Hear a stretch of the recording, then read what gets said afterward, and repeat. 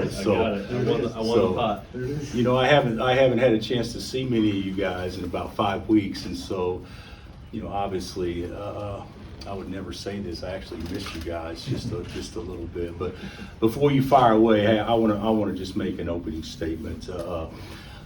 I'd like to express my gratitude and sincere, heartfelt thanks for all the support that we've received over the last several weeks. The texts, the emails, the cards have been countless, and they're certainly appreciated. And I apologize for those that I have not been able to respond to. I'd like to be able to do that, but I haven't been able to do that yet. But you know, this was a health scare for me, and I certainly could not thank the KU health system for the care that they gave me, the doctors, the nurses, everybody's just fantastic, and want to thank you know, all the supporters and everyone at KU, and primarily I want to thank my coaches and my players that I thought rallied around this, and even though it didn't end the way we all hoped it would have, certainly I thought they competed and gave it their very best when maybe there was a distraction that I certainly would never ever want to occur. You know, I've always taught my team to eliminate distractions in the most important time of the year, and here I am, I was one of them. So certainly I hate that and wasn't able to be there with them, but it was the right decision, and I'm just excited to, you know, get back to work, and I am working, and certainly look forward to everything moving forward. So you guys have at it now, and you can ask anything you want. Coach? Except that, Neil, you can't ask that. No, go ahead. Yeah, we got mics. Coach, I know under normal circumstances, this weekly press conference wouldn't have been a big deal. And it was mentioned on social media, and the floodgates kind of opened about your future and kind of where you're at. And can you just touch on that and how you're feeling and kind of what your routine has been like lately? Well, on Monday, the future was the banquets on Thursday. And I was approached saying it'd probably be a good time, good opportunity to get before the media, before the banquet, so the banquet's not about your health, which it shouldn't be. It should be about the guys. And I said, that's fine. And so that's how the little bit of firestorm, or whatever you want to call it, started on social media. But there was absolutely nothing to it any more than just to address you guys and hopefully recap what's transpired, and to also look forward to what's getting ready to happen. So, Two-part question here for you, Coach. First of all, how are you feeling? How are you doing? I'm doing well. I'll be honest, I haven't done a lot since the Big 12 tournament, but I'm exercising almost daily. I don't know if you guys can believe this. They told me that I need to improve my diet and exercise more. I don't know if anybody can believe that, and I'm actually in the process of doing both, and been pretty diligent at that. But I feel fine. My energy level is probably back to where it was prior to the episode, but not where it's getting ready to go, I believe. I believe that, I think sometimes we don't realize we don't feel well until we actually feel well and know the difference.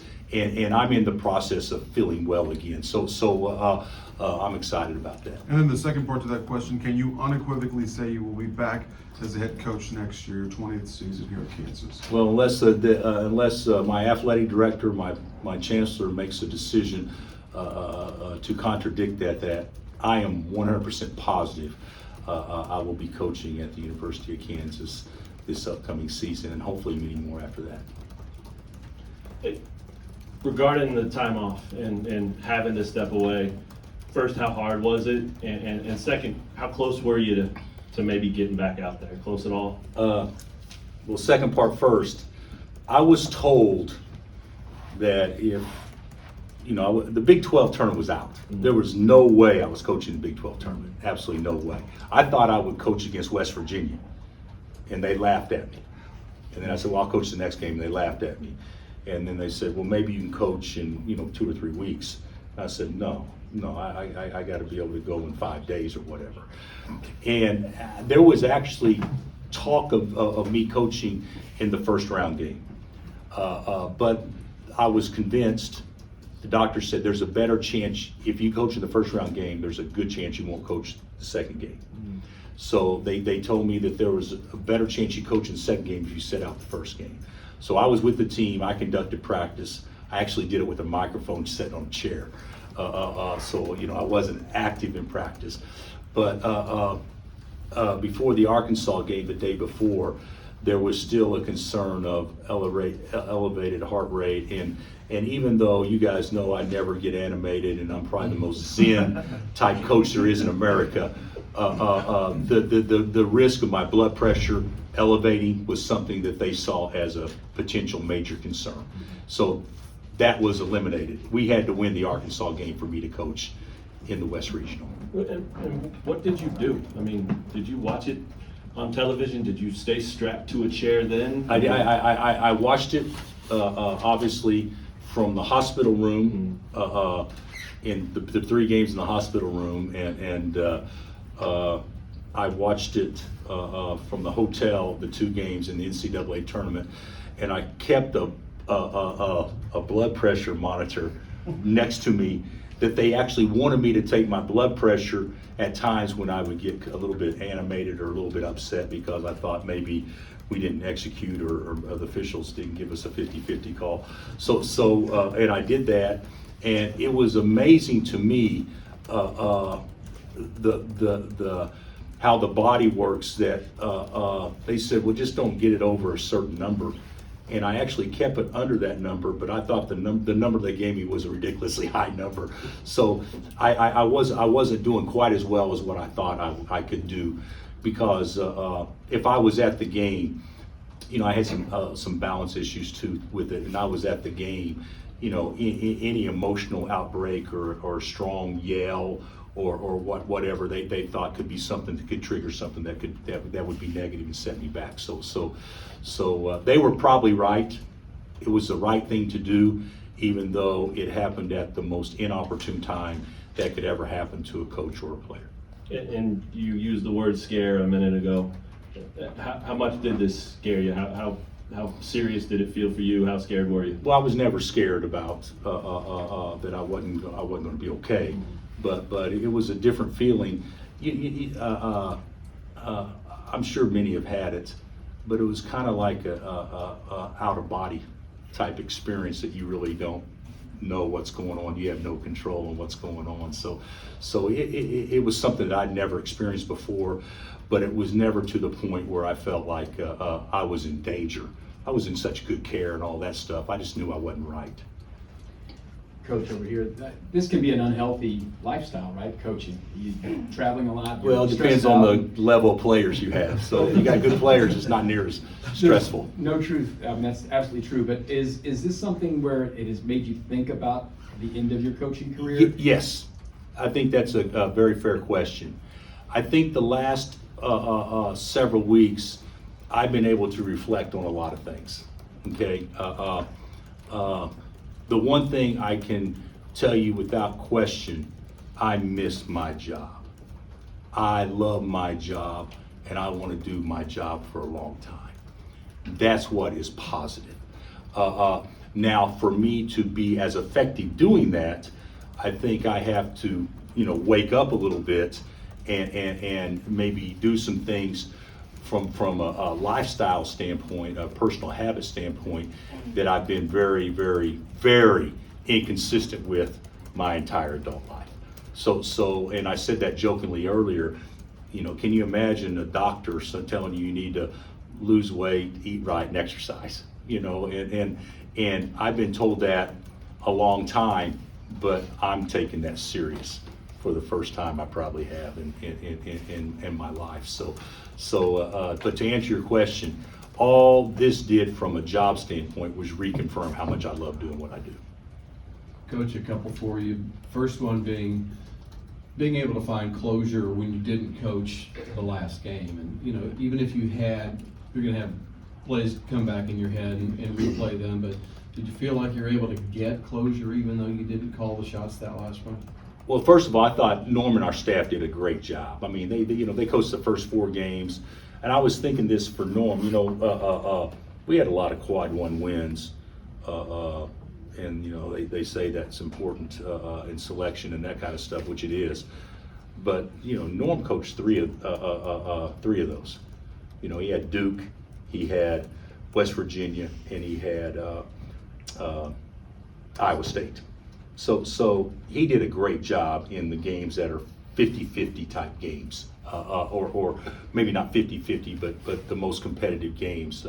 So we were in great hands. The reason that we weren't successful against Arkansas had nothing to do, in my opinion, of me not being there. Now, do I think, could I have helped or done this or done that? Well, I think everybody would think that. I think the 13th man on the bench would think, well, if you give me a chance, I could have made a play to help us win. I think everybody would think that. But I actually, Dave, I'm okay with how the closure aspect of it, of how it ended, because I knew this, that those kids, whatever their ceiling was, they got about as close to it as they possibly could this year.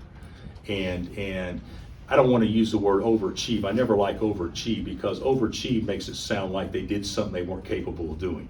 They were obviously capable of doing it, or they wouldn't have done it. But to win this league and have those young guys compete at the level they did over a period of time, over a course of months, I'll remember that, and that'll be my closure more so than what could have happened on the last possession of the last game. Second question, even though other coaches may love you, they may try to use this against you. Bill's not going to coach again, he's not going to be the same. Have you spent some time with damage control, future recruits on everything's fine, I'm going to be okay, you can come here and I'm going to be your coach in 2 years? Well, the whole thing is, that's you guys' job to get that out today. So hopefully that'll be the case. I haven't had to address this with one recruit. Now, my assistant coaches have addressed it. They've been asked that, but in large part just because of rumors out there on social media, Twitter or whatever. But we've dealt with negative recruiting for a while now, and I don't even consider this to be anything that will be hard to address whatsoever. Yeah, Neil. Coach, how tough was it to see Jalen and the guys? I mean, we saw them in the locker room, how emotional they were. How tough was it not to be there with them in the huddle and helping them out? Well, I think that's the whole point. I've always taken great pride in enjoying the moment when it counts the most. If the game's tied with 4 minutes left, if you were going to register or check out my fun level, it would be at a 10 with the game tied with 4 minutes left, and early in the game it may be at 4. So I love that moment, and not to be able to share with them the most important moments, which are those same moments that Jalen loves and the same moments that Juan loved more than anybody else. That was hard. I don't want to say I feel like I let them down because I don't think that's really fair. But certainly those thoughts have gone through my mind a lot, because they bust their butt for this place for so long and bring so much joy to so many by their competitive level for years. I certainly want to add to that and not take away from it. Bill, you mentioned just that this at least prompts you to think about the end. Was there a time where you thought that you would coast your last game, or at least considered that possibility? Absolutely not. But when you think about the end, I think it does prompt anybody to think about the end. But my end, I don't even see the oncoming train down the track right now. When I think of the end, you think of it getting closer. When I think of the end now, after sitting out and not doing this for a while, I think of it being further away. You called it an episode. I'm wondering what details you'd be willing to share about what exactly did prompt you to go get this checked out. Well, I probably hadn't been feeling great for a couple of days, but I just didn't feel myself. I had tightness in my chest. I had some balance issues. I just didn't feel right.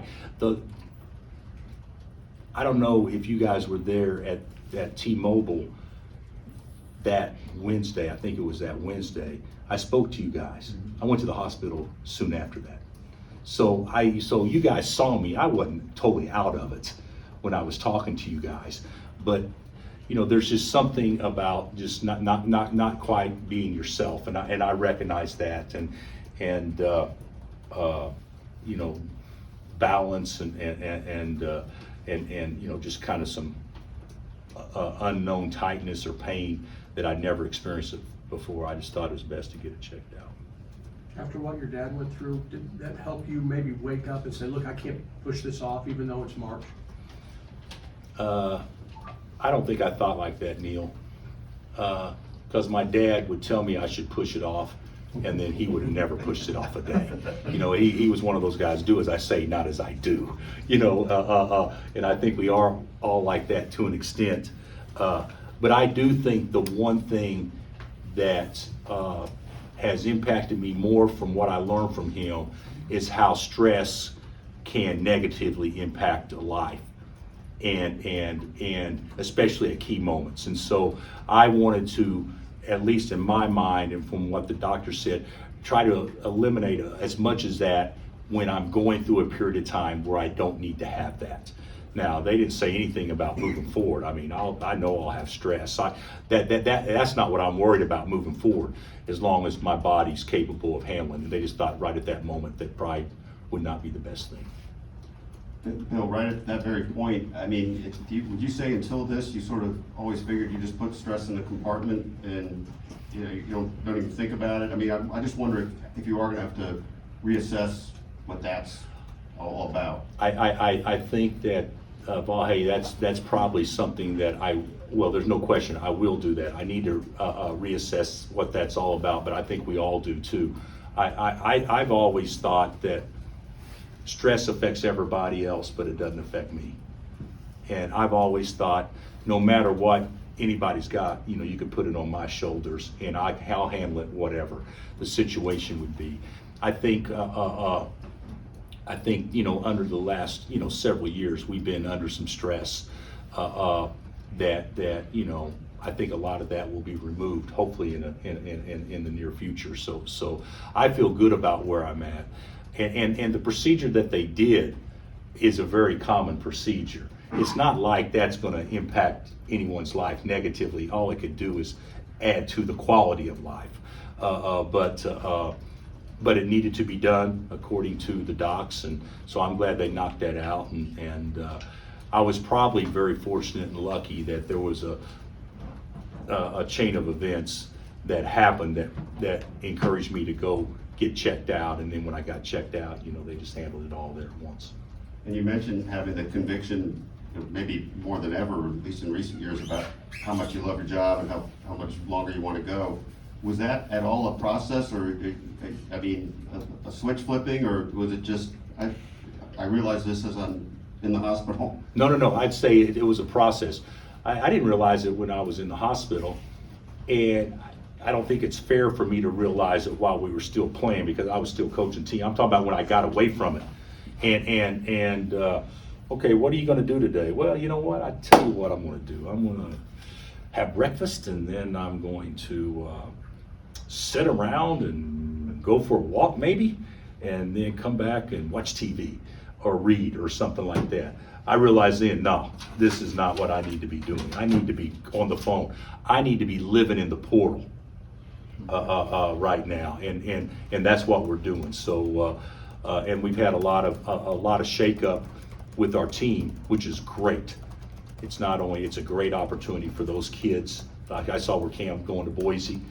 I mean, it's great. He'll have a chance to go there and impact and do all that stuff. And when kids make decisions, they're making those because it's a better opportunity for them.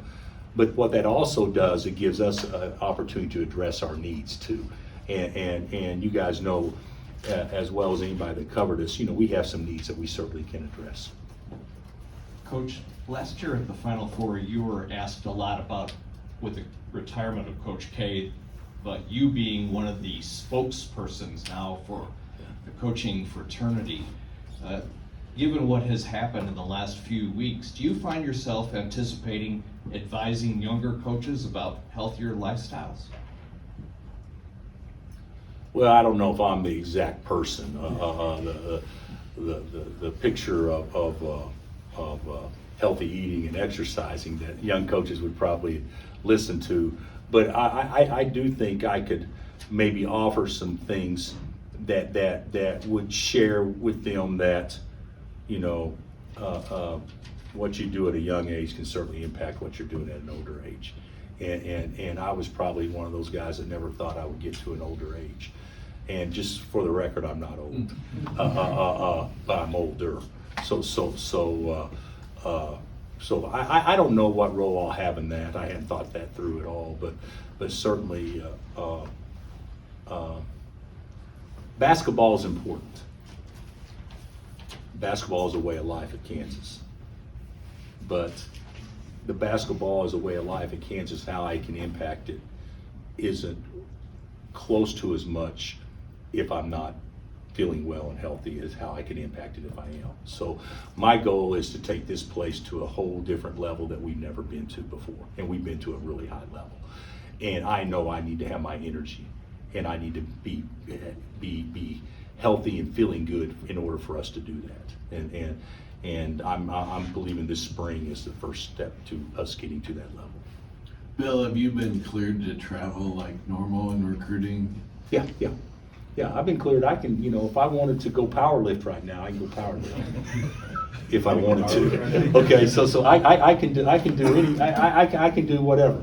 You know, I probably still bunt it off the tee, but I did that before this episode anyway. Have you been touched or surprised by the reaction of your peers? I assume your phone probably the last month has been insane. Yeah, you know, the calls not as much. A lot of texts, you know, a lot. I mean, hundreds and hundreds and hundreds of texts, and so I've still got like I think it was this morning 161 texts that I haven't even thought about reading yet. You know, let alone the ones that you click on and you look at, and you know you really can't respond. So you know, and that's after 5 weeks. So yeah, I've been overwhelmed with that. It's been nice, but it's time to move forward. A couple questions for you right here. Can you talk about the stress level when you're not able to be out on the court, when you're having to watch and not be able to make the decisions? Yeah. I don't know how parents do it. Seriously, I mean, and how can really invested fans do it? First of all, when you have no control, it's hard to be objective. So even me, I found out that we got ripped off on every call when I'm not there. You know, if I'm coaching during the game, I'm like going, no, that was a 50-50 call. That was a good call. But, you know, you watch it on TV, you watch it from the stands, you're like, oh my God, we can't get a break. But the thing about it is, as a coach, I will say this. The best coaches don't have near as much control as what people think we have, because the players have been trained and taught to play a certain way, and you trust your players to play that way. Okay, so a lot of people could say, well, God dang, they ran this great play. No, we didn't. We've been doing that for 4 months, and they just know in this situation, you get the ball here, you throw it inside, the guy shoots a jump hook. Okay, so it's the best coaches don't have as much control as what fans think they do. Now, out of a timeout, that's a little bit different, stuff like that. But as a person in a hotel room, you have no control. Which I think it makes it much harder to watch. When we played where was it? Indianapolis against Duke in the Champions Classic. You know, I couldn't go to the game, so I'm in a hotel room, and the game was late.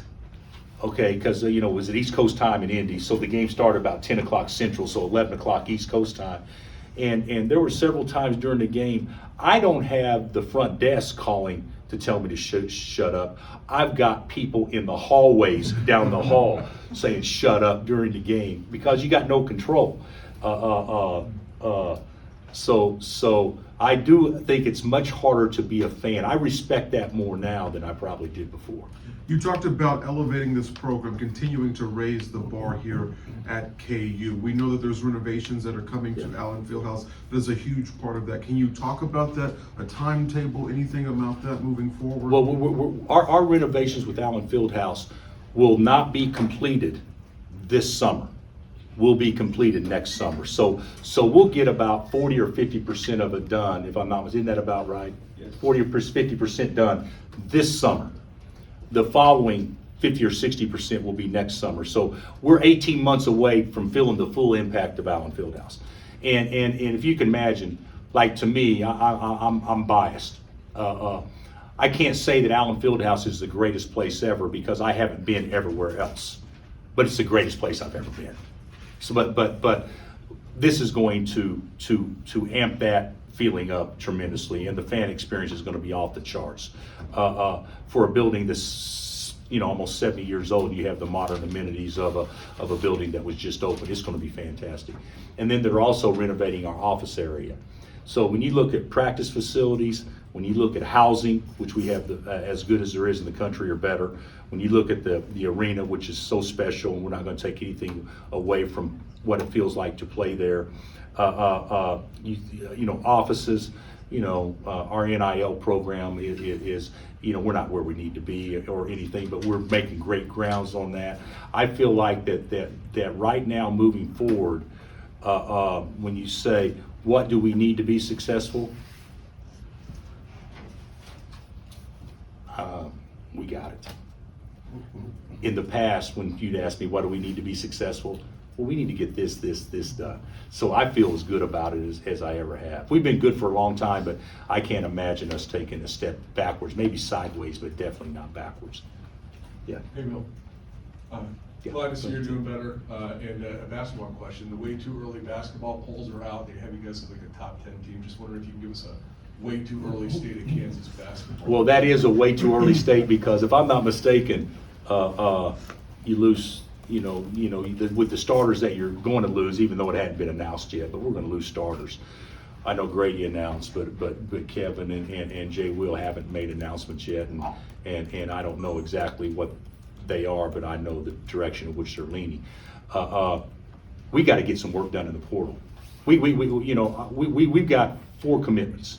And those 4 commitments I'm excited about. I mean, we got good players coming, but you return Juan, you return KJ, who 2 incredibly important pieces that every championship team needs.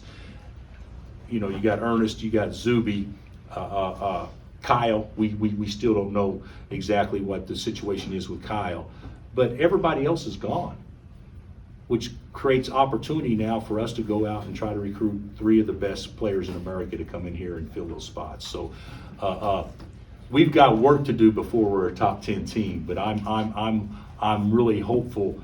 Within weeks, everybody would say they should be ranked higher than a top 10 team. So you mentioned filling those 3 spots. What exactly are you looking for? I think we need, obviously, we need some height on the perimeter that can shoot, hopefully playmaking, athleticism.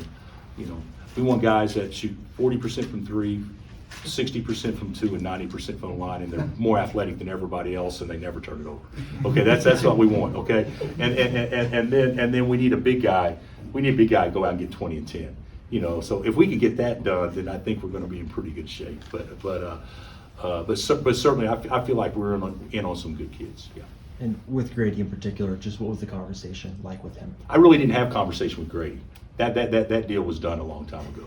So I talked to his mother and father for a long time, for a couple hours. We visited, had great talk and everything. But the reality of it is, it's time for him to go. I mean, he's projected to be top 11 right now. Is that about right? 8 to 11. 8 Huh? to 11. 8 to 11. Have you guys looked what 8 to 11 pays next year? So and then you add 20% on top of that, because everybody can make 20% more than what their base would be. So I mean, it's time for him to go.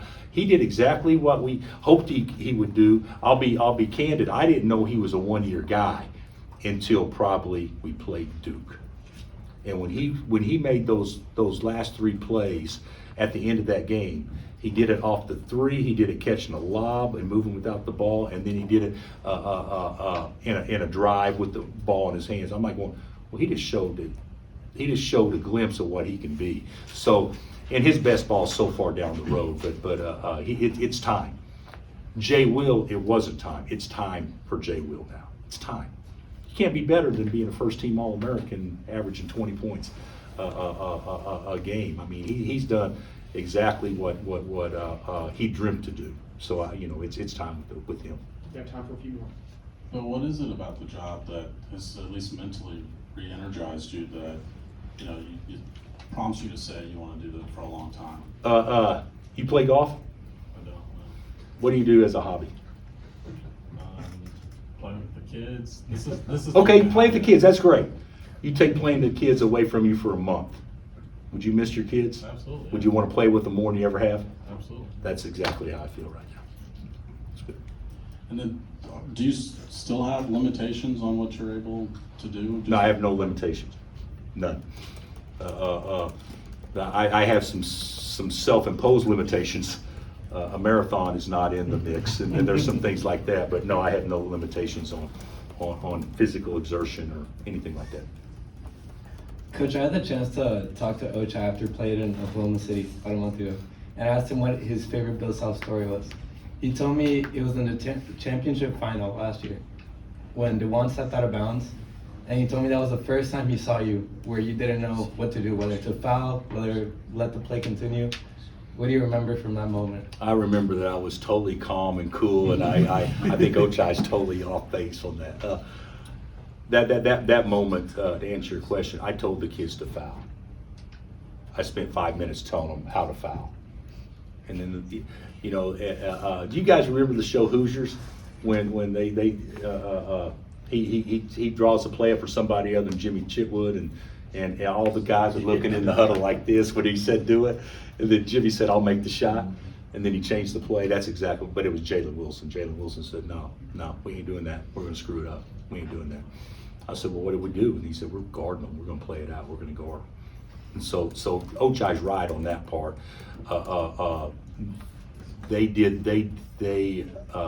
If I knew what I wanted to do, but at that moment I probably looked like I was totally clueless because the players ran that huddle, without question.